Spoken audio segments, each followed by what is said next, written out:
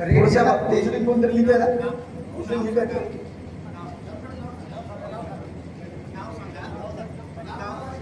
प्रत्येकाने फक्त नाव आणि गट नंबर सांगा. आहे का? हा बोला. जालिंदर मुरलीधर केरे, गट नंबर 7 आरापूर.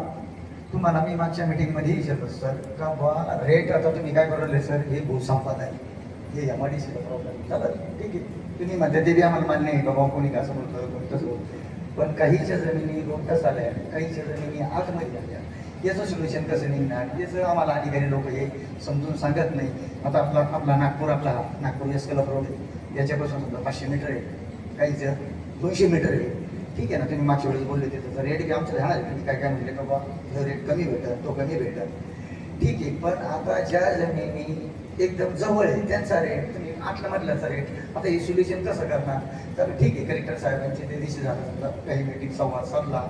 पण आता याच्यातून हा मार्ग रेटचा एकदा मार्ग लोकांच्या डोक्यात दिसत. एमआयडीसीला आमचा तुम्हाला विरोध नाही, फक्त आम्हाला एकच पाहिजे बाबा आमच्या जमिनीचा रेट तुम्ही देत आहे. त्याच्यानंतर सर तुम्ही आपलं हे पंचनामे झाले ना, पंचनाम्यामध्ये बी काही गडबडी झाल्या.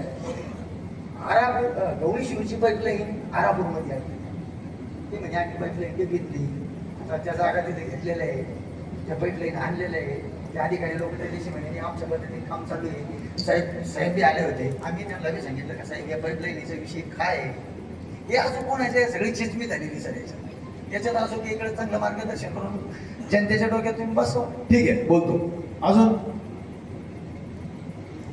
जास्तीत जास्त मोबदला मिळावा, त्याच्या विद्येला दुसरीकडे पुनर्वास व्हावं, हीच आमची तुमच्याकडे कळकळीची विनंती आहे. माझ्या नावावर नाही.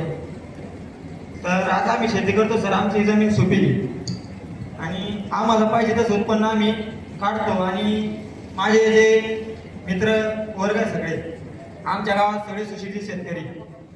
आम्हाला म्हणजे माझी जमीन काही आरापूरमध्ये काही गवळीश्वरमध्ये, जर आरापूरमध्ये एमआयडीसी झाली काही गवळीश्वर क्षेत्र आहे तर माझी जी जमीन जाते त्या जमिनीवर पण मला इफेक्ट होणारच आहे प्रदूषणाने वगैरे.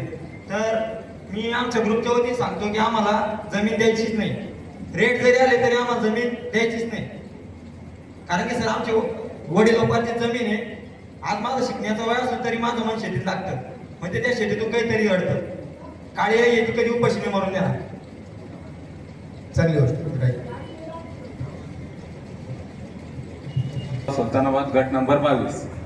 आमदार साहेब, माझा प्रश्न असा आहे की आता आपण जमिनीचा रेट ठरवण्यासाठी मीटिंग ठेवलेली, तर तुम्ही पहिले रेट सांगितल्याच्या नंतर आम्हाला चर्चा करता येईल, बरोबर? तुम्ही काही सांगितलंच नाही, तुम्ही बोला म्हणल्यावर आता आम्हाला नेमकं बोलायला काय हे कळत नाही, आम्ही गोंधळून जातो. तुम्ही रेट दिल्यावर आम्हाला पुढच्या गोष्टी बोलता येईल, पहिला मुद्दा. आणि दुसरा मुद्दा, प्रति हेक्टर प्रमाणे लोकांना काही कळण्यासारखे लोक नाही शेतकरी, त्यांना एकर मध्ये समजून सांगा.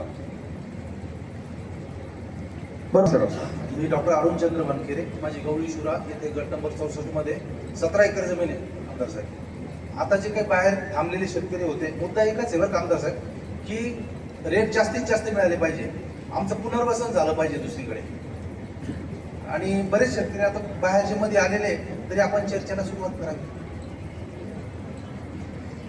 अगोदर जे काही हे झालंय ना ते काही बरोबर नाही, इतकं समजलं. आता एनिवे ज्यांची मर्जी आहे, मी जे आहे त्यांच्याशी थोडं विचारून घेतो, नंतर बोलणारच मी माझं मत. म्हणजे आमच्याकडे पहिले धरणात जमीन गेली आहे एक वेळेस, आता पुन्हा यामध्ये जमीन जाणार सर. आम्ही 2 वेळेस हे म्हणजे तुकडे झाले सर, पहिले हे झालं, आता नंतर पुन्हा इथून हे करणार. तर त्याच्यापैकी आमचं असं मत आहे का बाबा हे यामध्येच आम्हाला नको. बर ठीक नाही बर. सर्वांना याची नम्र विनंती आहे, आमच्या गवळी सुद्धा एवढं सोडून व्यतिरिक्त पुढेही यावेळी शिका. ठीक